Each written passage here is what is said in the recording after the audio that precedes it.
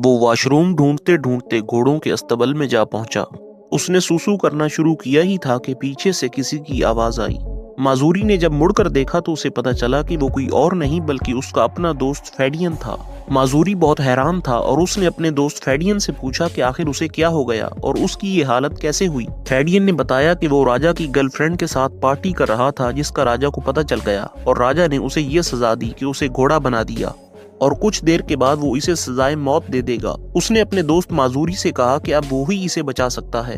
कुछ देर के बाद खाने की टेबल पर माजूरी राजा के सामने था। राजा ने कहा कि दोनों कैदियों को लाया जाए। जब कैदियों को लाया गया तो राजा ने माजूरी को बताया कि इनमें से एक शख्स राजा की गर्लफ्रेंड के साथ पार्टी कर रहा था, जिसकी वजह से राजा को बहुत गुस्सा आया और अब राजा उसे सजाए मौत देगा। जबकि दूसरा मुजरम राजा का अपना बेटा है जिसने मिलिट्री का सारा बजट अपनी अय्याशियों पर उड़ा दिया, जबकि उस पैसे से राजा एक स्कूल बनाना चाहता था जहाँ पर फौजियों की ट्रेनिंग हो सके।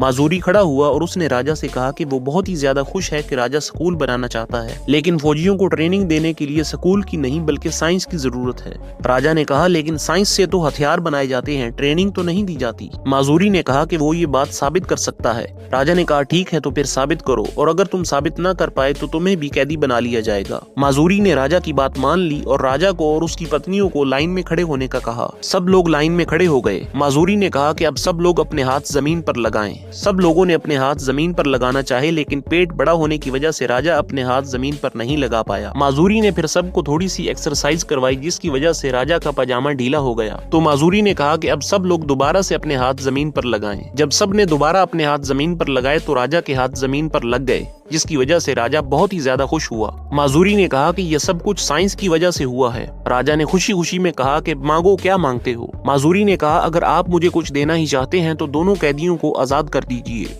थोड़ी देर सोचने के बाद राजा ने दोनों कैदियों को आजाद कर दिया।